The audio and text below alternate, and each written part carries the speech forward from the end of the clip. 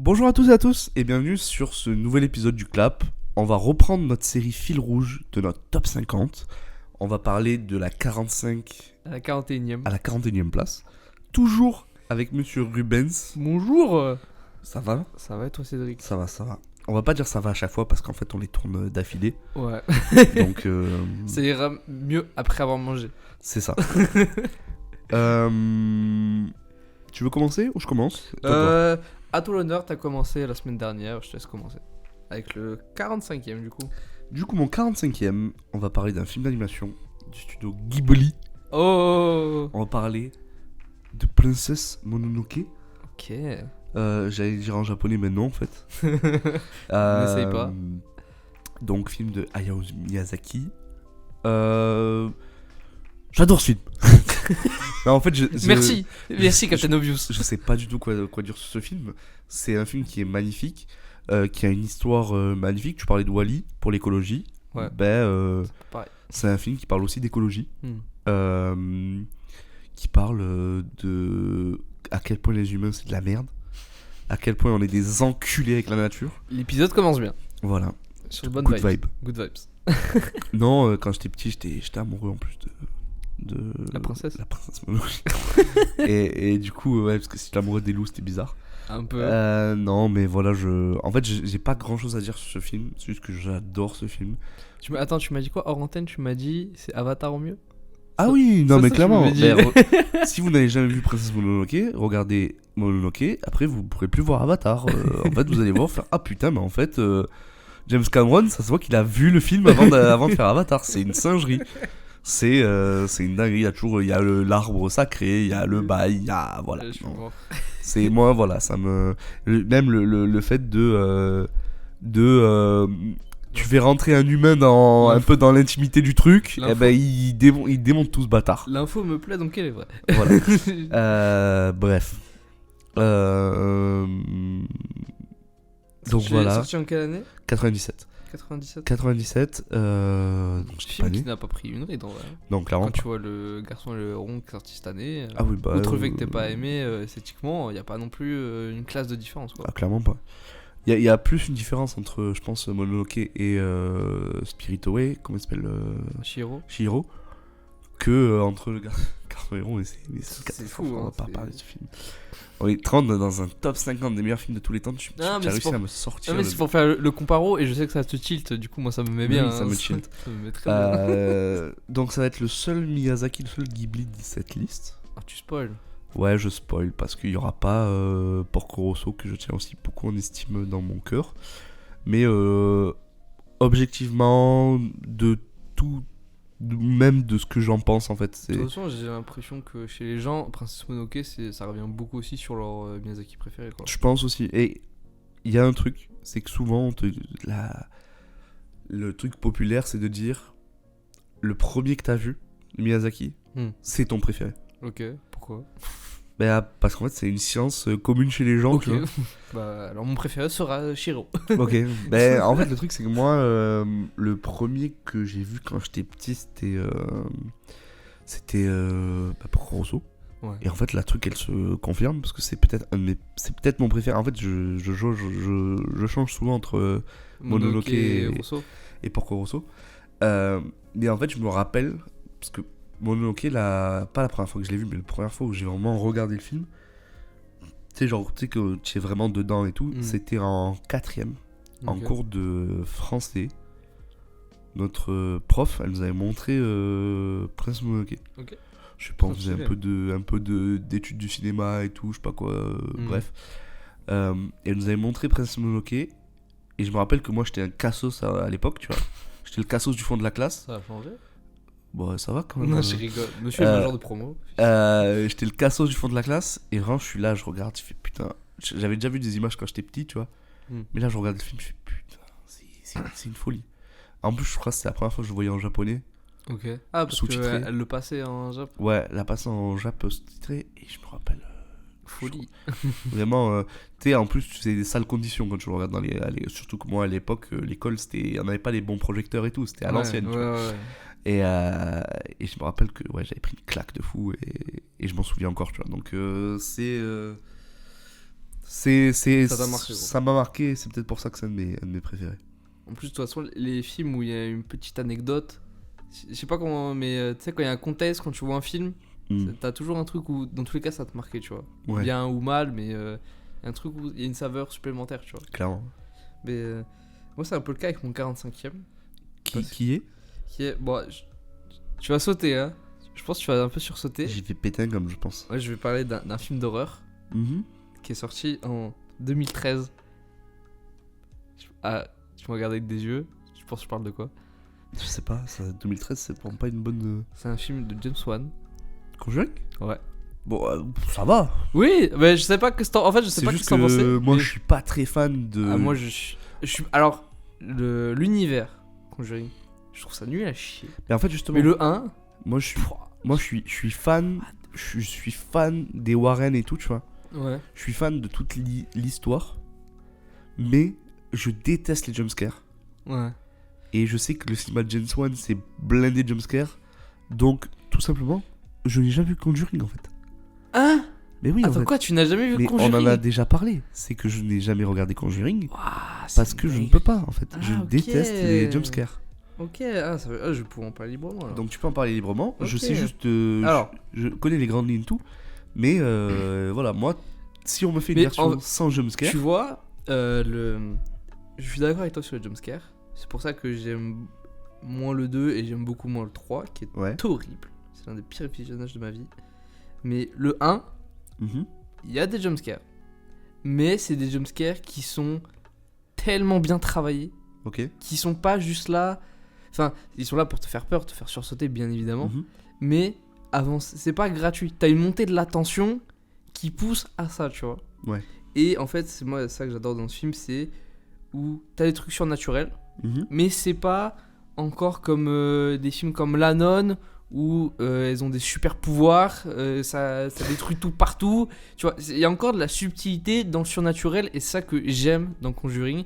Et surtout, anecdote sur le film. Je le regarde, on est plusieurs ensemble à le regarder. Ok. On est peut-être 5, on est sur le canapé. Mhm.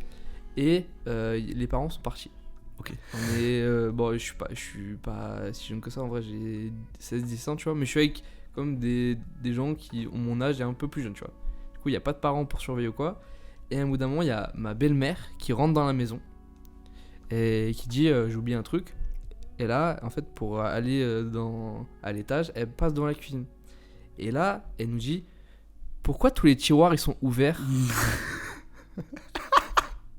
Mais attends, mais tu nous dis ça, regarde Conjuring, tu peux pas dire ça. Et en fait, le truc c'est qu'il y a personne qui s'est levé pour aller. Et le pire c'est que quand moi je lui dis comment ça tous les tiroirs? Parce que tu sais au début je suis en mode il y a peut-être un tiroir d'ouvert que j'ai pas refermé ou quoi. Elle dit bah ils sont tous ouverts. Et du coup je l'entends refermer parce que je me lève pas, je suis dans le film tu vois. Et j'entends elle ferme tout. Et je dis mais attends mais il y avait vraiment tout d'ouvert en fait. Et tu sais, quand tu regardes un film d'horreur, c'est Ouais. pas que tu deviens un peu fou, Non, clairement. Ouais. mais cette anecdote, et à ce moment-là, franchement, j'ai un petit coup de bad, tu vois. J'étais en mode bizarre, tu vois, l'ambiance. Et après, quand je l'ai revu, bon, à chaque fois, les tiroirs ne se rouvraient pas, hein, mais, mais à chaque fois, ce film, je sais pas, j'aime trop. Dans l'horreur, c'est l'un de mes films préférés. Bon, il est que 45e, parce que. Il y a vous allez voir, c'est l'épisode film d'horreur pour moi. J'en ai Ok. encore 2 autres dans D'accord. celui-là. Mais non, moi, Conjuring, je suis trop fan du 1. Tu jettes le reste. Le Conjuring 2, je sais qu'il y a des gens qui l'adorent ce film. Et, Moi, j'ai vraiment pas Il adhéré. y a un grand débat, c'est tu es plutôt Conjuring ou Sinister?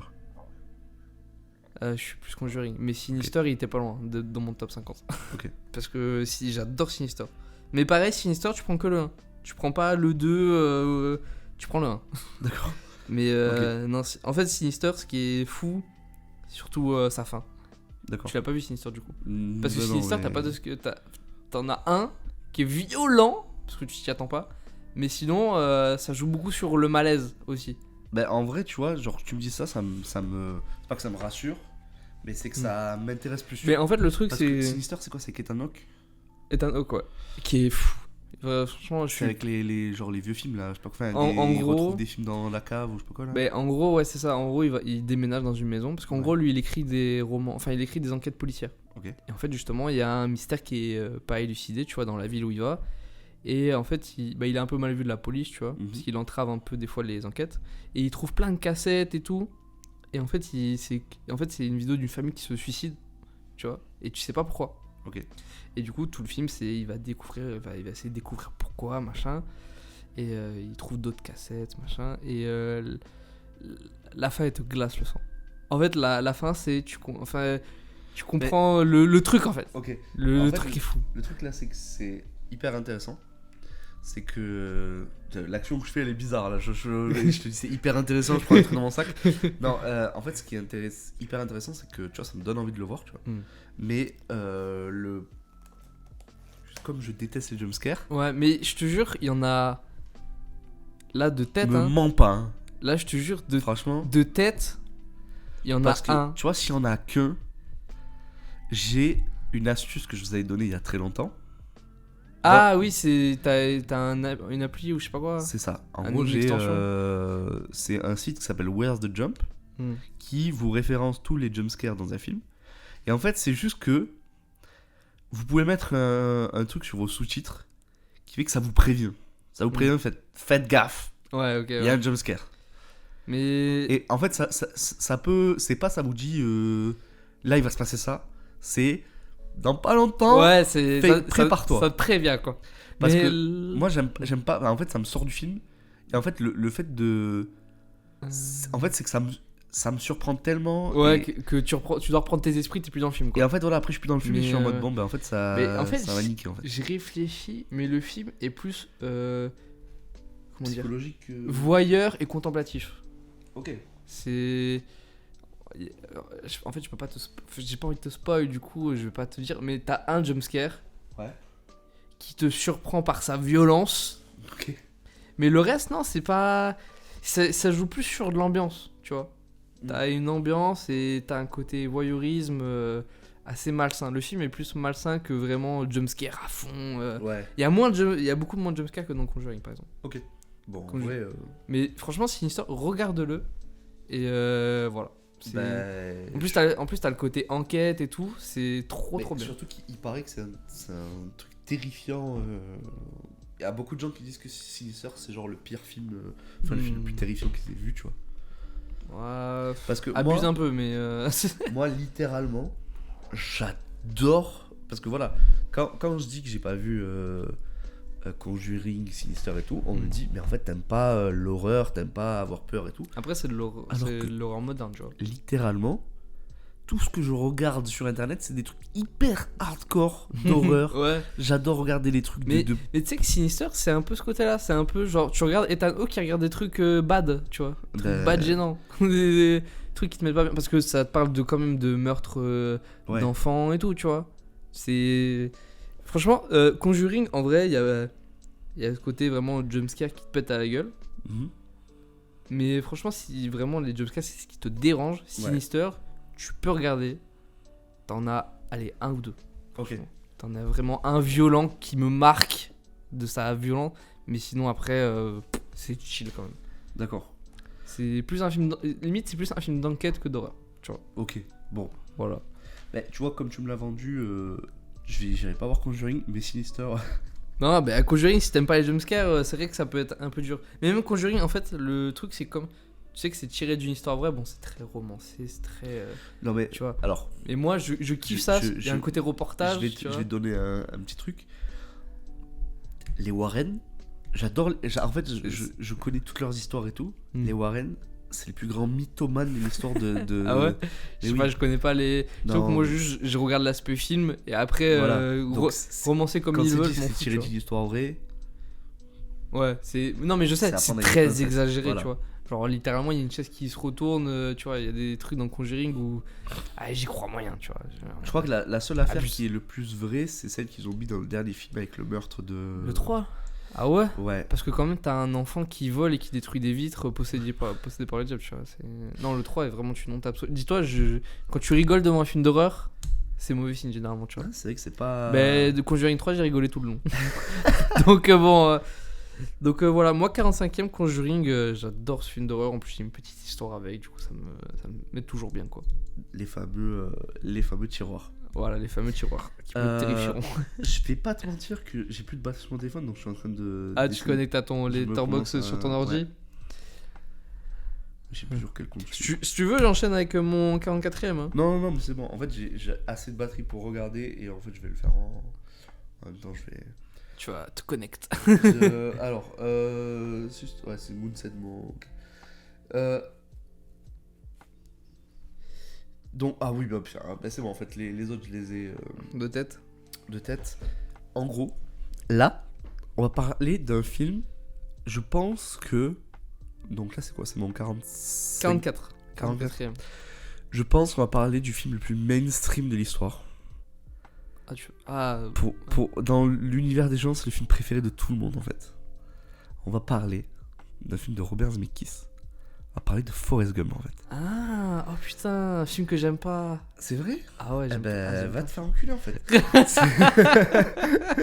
Non, en fait, je trouve que c'est fou. C'est fou à quel point ce film, je le considère comme étant quasiment parfait. Sachant que je suis pas un mec. Oui, ce film est parfait. En fait, j'aime pas dire qu'un film est parfait et j'aime pas les films mainstream, tu vois.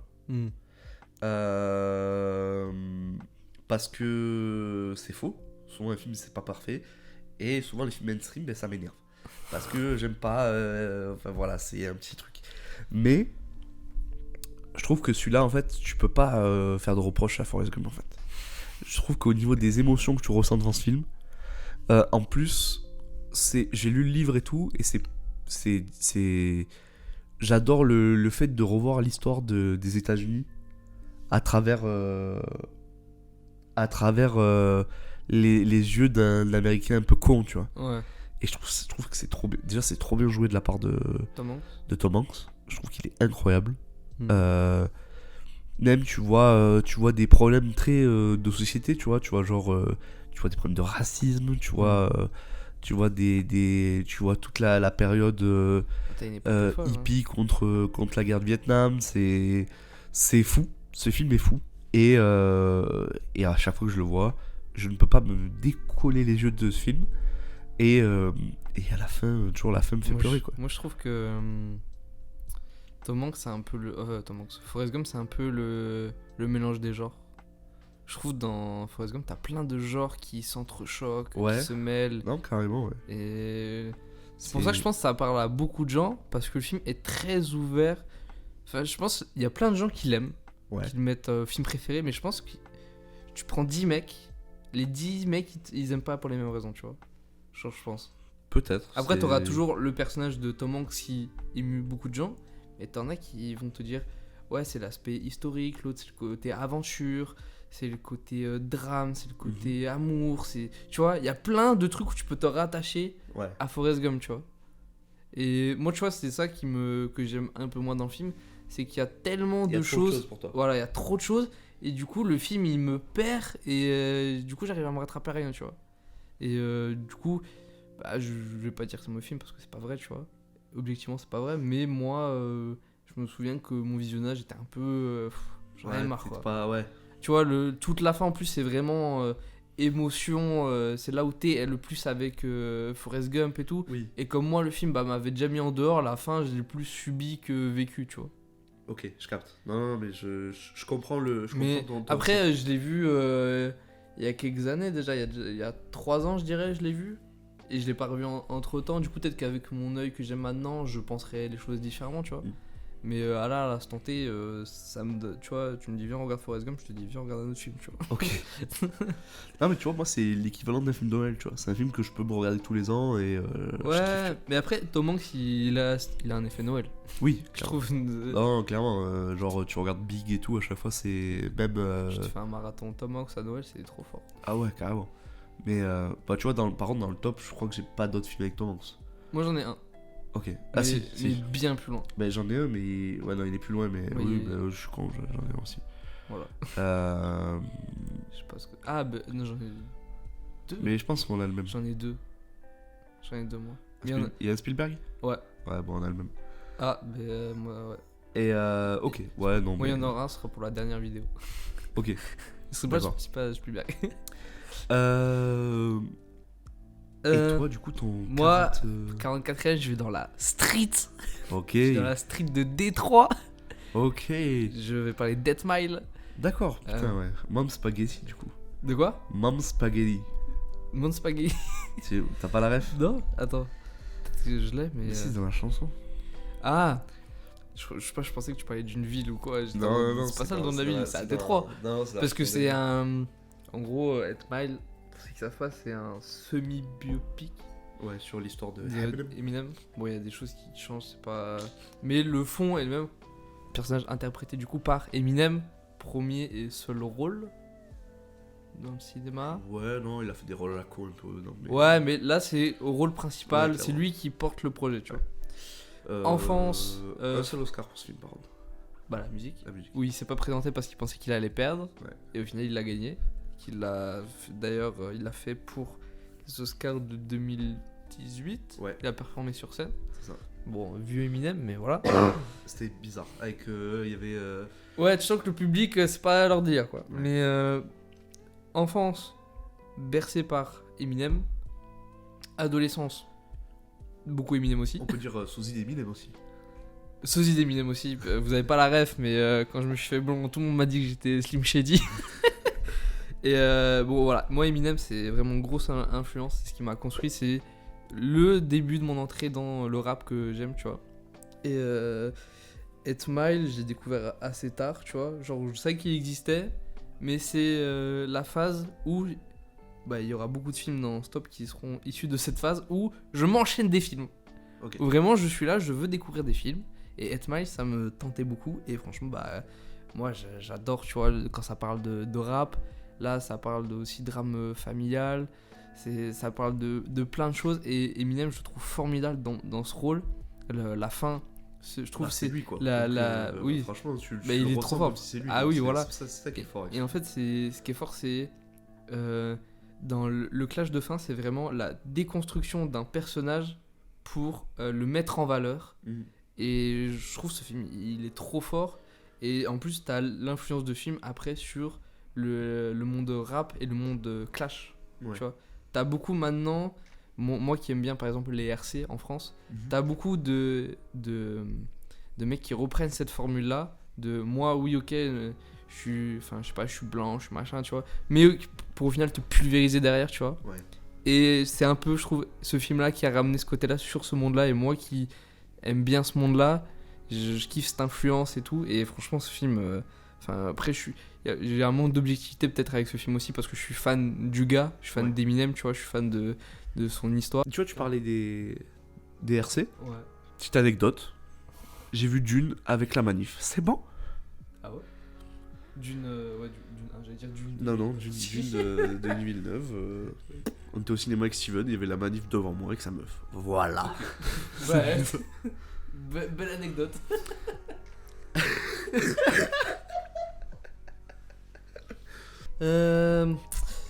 Toi, tu as déjà dit ton 44ème déjà? Je me rappelle plus. Oui. C'était quoi? C'était Forrest Gump. Ah oui, c'est vrai. 43ème, Cédric.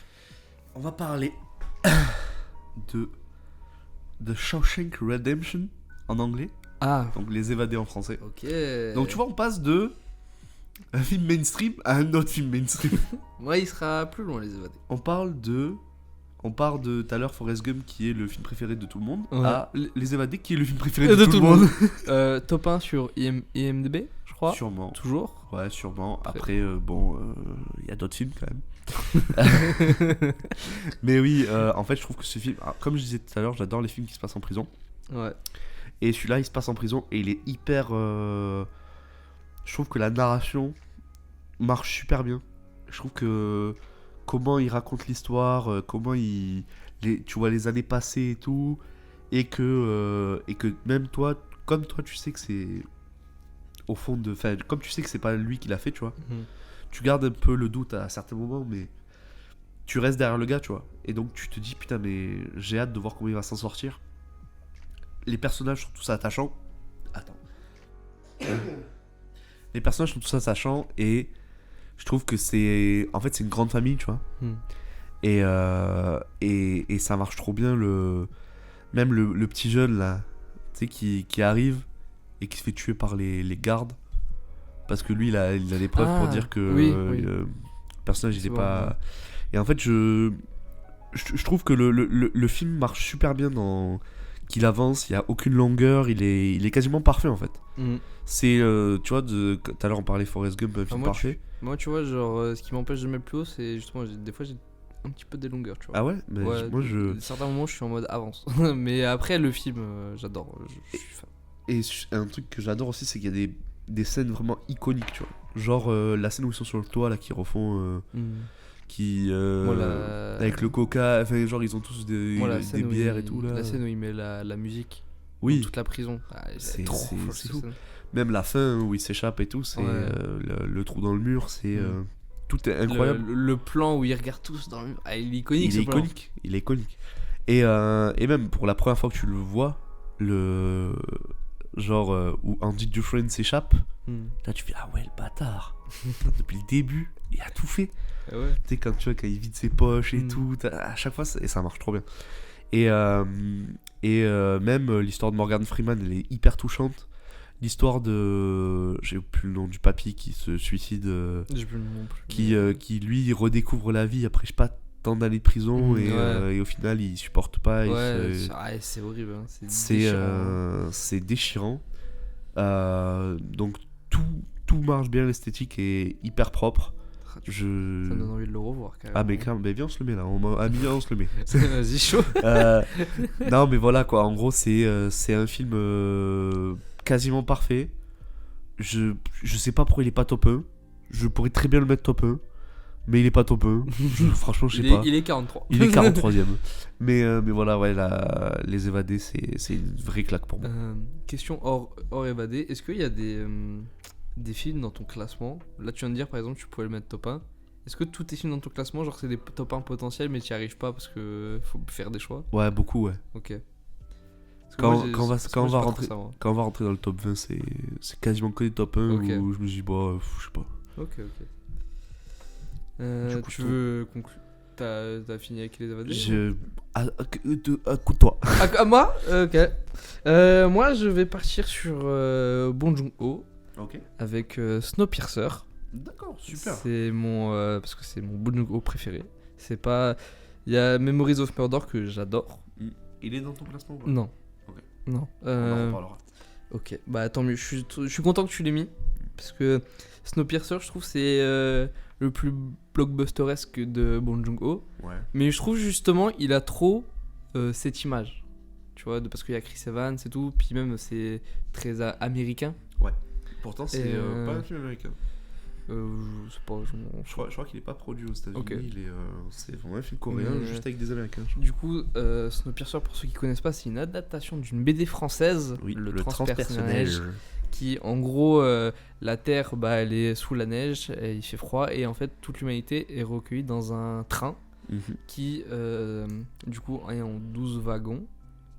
Je sais plus s'il y en a 12, mais en gros il y a des wagons. Ça a 12 sections. Voilà, et en gros c'est du plus pauvre au plus riche. Si vous êtes à l'arrière, vous êtes des pauvres. T'es dans la merde. Voilà, vous êtes dans la merde.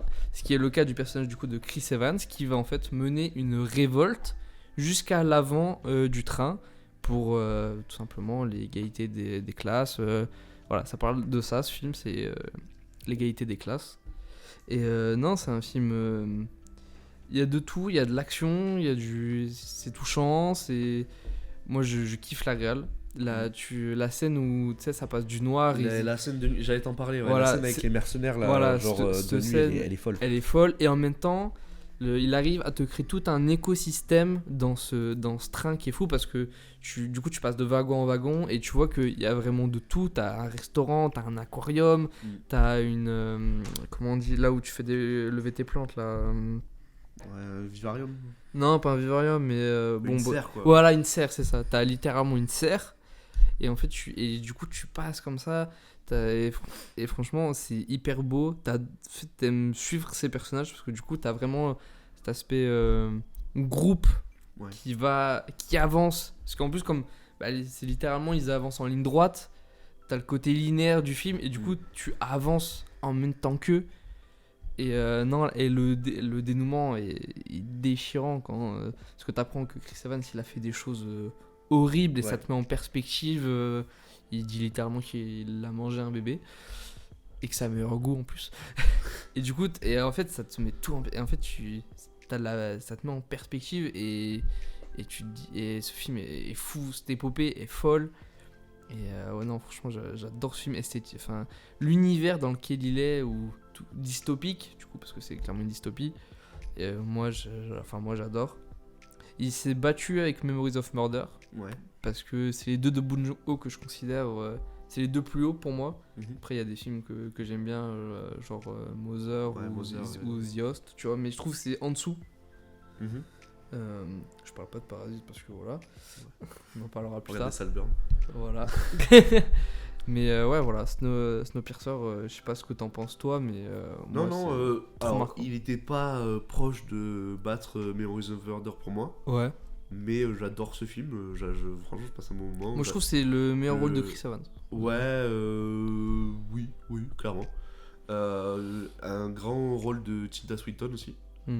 Tout le monde est incroyable. Tout le monde, les scènes de bagarre sont bien.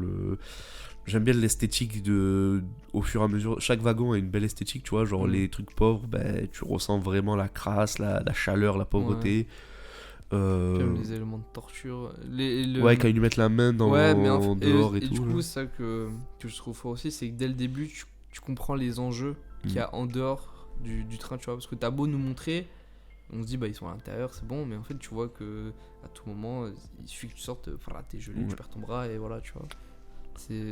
Franchement, ce film, il est trop fort. T'as des personnages qui sont détestables. T'as des personnages qui te prennent le cœur et... Enfin, non, ce film, c'est trop une aventure que j'ai adoré vivre et qui m'a déchiré à la fin. La fin est déchirante, je trouve. Voilà. Très bon choix.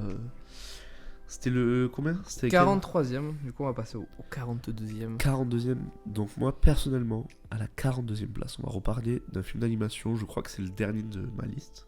Okay. On va parler d'un film d'animation japonais. Okay. On va parler de Akira. Ok. Donc pourquoi Akira? Parce que Akira, en fait. Parce que précurseur. Mais parce que c'est le film qui a lancé la Japanimation en France, tu vois. Et mais surtout que moi, à chaque fois que je regarde Akira, je suis impressionné par l'esthétique, tu sais, le néo, genre le néo Tokyo comme ça, le cyberpunk et tout. En fait, le truc, c'est que moi, j'ai vu Akira avant de lire Akira. Donc pour moi, c'est plus un animé qu'un manga, alors que c'est franchement le manga, enfin l'animé, il reprend tout le manga, quoi. Mais j'adore tout, j'adore les musiques, j'adore l'esthétique du film, comment l'histoire avance. Je sais que genre des gens comme Gab n'aiment pas le film parce qu'il ne comprend rien. Ah ouais? Et putain, oui. Je pensais que Gab il kifferait ce genre de film. Non, parce qu'ils comprennent rien au film. Et du coup, mais voilà, mais je trouve que c'est une superbe. Je trouve esthétiquement, il est un peu vieilli parce qu'il a une esthétique très années 90. Bah après, il est sorti en quelle année Aux années 90. Même, c'est pas fin 80? Ouais, c'est fin 80, début 90, tu vois. Et du coup, oui, donc dans le dessin, ça a changé parce que c'était le style de l'époque. Mais je trouve qu'en vrai, en termes de narration, de création de personnages et tout, et même l'univers, franchement, tu vois, même Cyberpunk, c'est super, c'est tarpin inspiré de Akira sur certains points et tout, tu vois. Et puis Akira aujourd'hui c'est une œuvre comme culte, hein. Oui, bon vas-y, par contre le Akira slide là dans tous vos films, arrêtez. En fait, c'est bon, on a compris, vous avez vu Akira. mais oui, tu vois, mais par exemple cette scène elle est folle, tu vois. Elle arrive au début du film. C'est incroyable. La moto rouge. Non mais voilà, même le personnage de Tetsuo qui est qui représente un genre un peu le, comment dire, qui représente, tu sais, quelqu'un qui a souffert et à qui on donne un trop grand pouvoir. Voilà, donc le personnage Tetsuo, c'est un personnage à qui on a donné un trop gros pouvoir, qui devient tellement puissant qu'il en devient un monstre, tu vois. Et c'est pour ça que je trouve ça, enfin voilà, je trouve tout intéressant dans ce film, le rapport des personnages entre eux, voilà, et l'impact qu'il a eu sur la pop culture aussi, qui est immense. Ton 42e film? Moi, je parle d'un.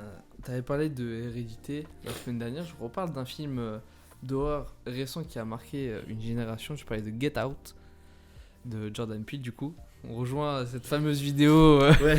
où on avait parlé des deux. Comment commencer? Je sais pas trop quoi dire sur le film, à part que je pense que tout le monde est d'accord pour dire que c'est Très grand film. c'est une masterclass, hein. Oui. C'est un film qui parle de racisme dans un film d'horreur, ce qui est pas... Qui parle de l'horreur du racisme. Oui, voilà. En fait, c'est ça, le vrai monstre dans ce film, c'est le racisme. Et ça, Jordan Peele, il l'illustre trop bien, quoi.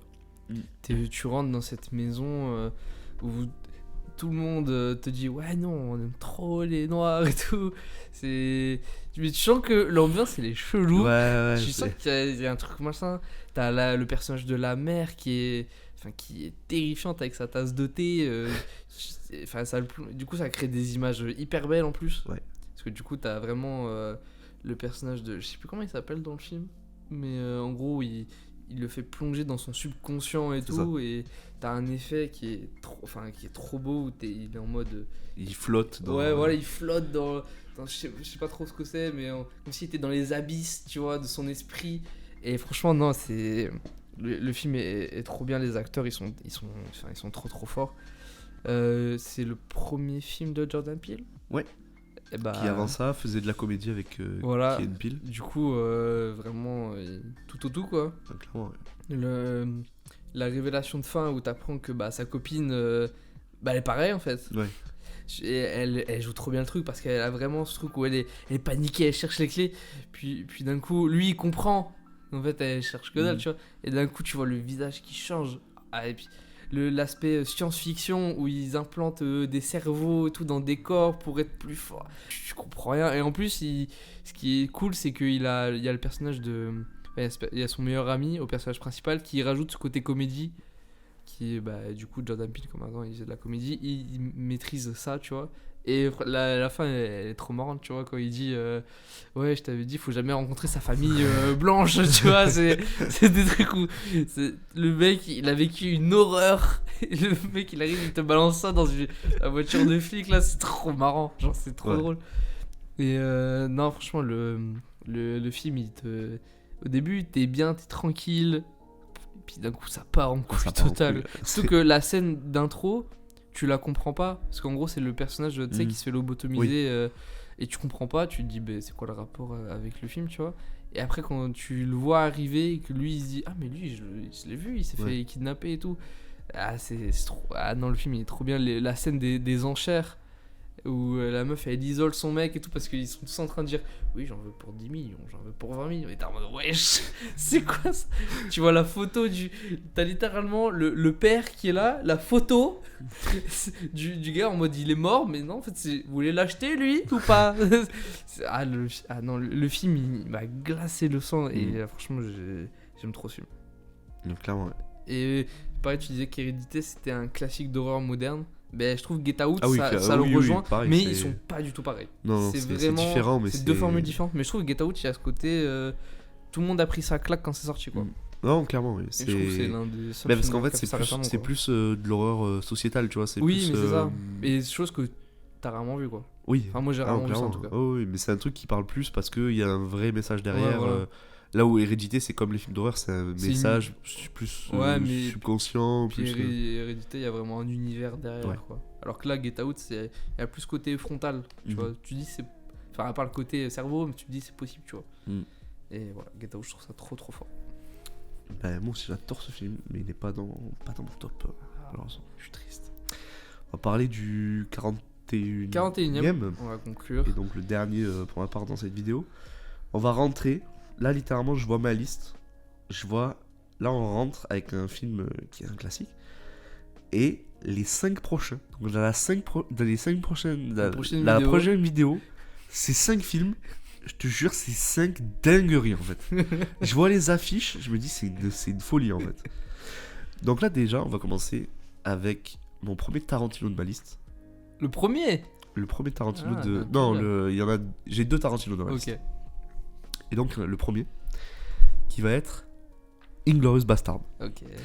Donc, on va parler de mon Tarantino préféré avant que je vois Once Upon a Time. Il s'est longtemps battu avec Django. Ok, ouais.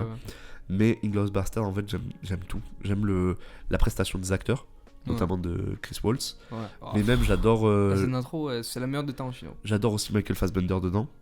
La scène du bar. La montée en tension et tout. C'est incroyable. Je te jure, c'est une des meilleures scènes où tu vois justement une personne infiltrée et tout qui doit.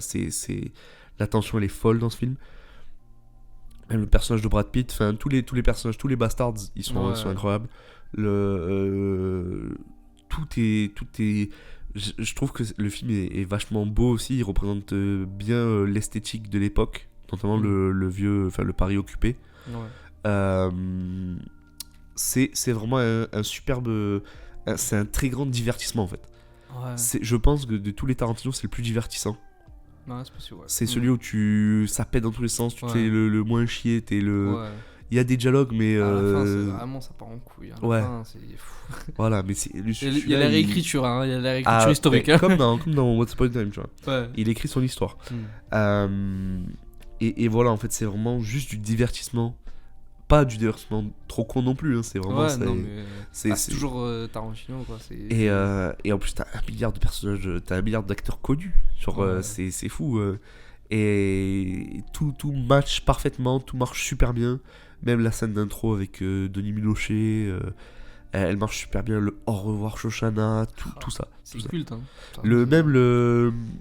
J'adore le début de. Ça parle en français. Ouais. Et après, genre la ref de. Bon, je sais qu'il y a certaines personnes qui parlent pas. Pas anglais ici, donc on va parler en anglais. C'est là que tu dis, il est trop fort. Et oui, c'est trop fort. Je prononce bien Christopher Waltz. Ouais. Ok. Waltz. Mais franchement, c'est le meilleur acteur du film.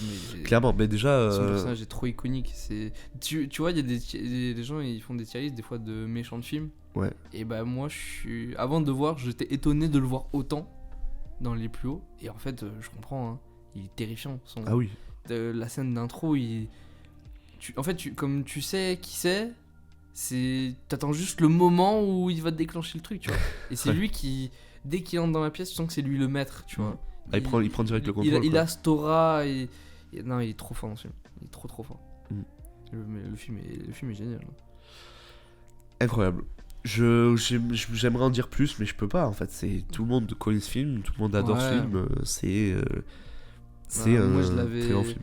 Je l'avais rattrapé quand on avait fait l'émission Tarantino, parce que je l'avais pas vu à ce moment-là. Et franchement, régalade. Hein. Moi, j'avais kiffé. Hein. Il est pas dans mon top, mais franchement, dans un top, je sais pas, 100, peut-être. Et je crois que c'est le premier aussi que j'ai vu au cinéma de Tarantino, je crois. Ah, bah moi, pour le coup, le premier, c'est Once Upon a Time in Hollywood. Donc, mais parce que l'âge, et puis même. Avant, j'étais pas non plus. Trop dans le truc. Voilà, j'étais pas Tarantino vibes, quoi. Je me suis pris plus après. Je comprends. Et du coup, toi, ton 41ème Mon 41ème, bon, on en a parlé la semaine dernière. Stock qui en avait parlé. Moi, j'ai Halloween. Ok. Du coup, je l'ai un peu plus haut que toi, mais franchement, on est vraiment pas loin. Pas grand chose à dire de plus. Si vous voulez plus de détails, allez voir l'ancienne vidéo. C'était vers la place 47-46, si je me souviens bien. C'était mon dernier de. Voilà, 46ème chez Cédric, 41ème chez moi. Précurseur du genre slasher, ouais. Un grand film dans le monde de l'horreur. C'est franchement, si je dois dire un top 3 des films d'horreur tous les temps, il y a peut-être Alien, il y a peut-être du Halloween, je pense, et après je sais pas, tu mets l'Exorciste peut-être pour le côté surnaturel, tu vois. c'est peut-être les 3 piliers du cinéma d'horreur, je pense. Et ouais, Halloween, c'est culte. Michael Myers, c'est l'une des plus grandes figures horrifiques qui existent dans le monde, en fait. Et voilà, j'ai pas grand chose à dire de plus, je suis absolument fan de ce film. Voilà. Et je suis content de conclure sur ça, quoi. Sur Halloween, on est d'accord. Bah, clairement. On est très d'accord. On espère que ça vous a plu, ce second épisode. Ouais. Et on se retrouve la semaine prochaine pour la place 40. 40 à 36, du coup. À 36. Putain, ça va vite. Et je vous tease, moi personnellement, on va parler que de films de fous, en fait. Moi, je vous tease, Cédric qui va gueuler. Ok. Voilà, je tease. Il y a un film que tu détestes dans cette liste. Ah ouais, tu sais que moi je sais qu'il y a un film que t'aimes pas non plus. Non, ben voilà, on va pas traxer avec ça. Bon. Allez, à la semaine prochaine et en espérant que ça vous ait plu. Ciao tout le monde. Ciao.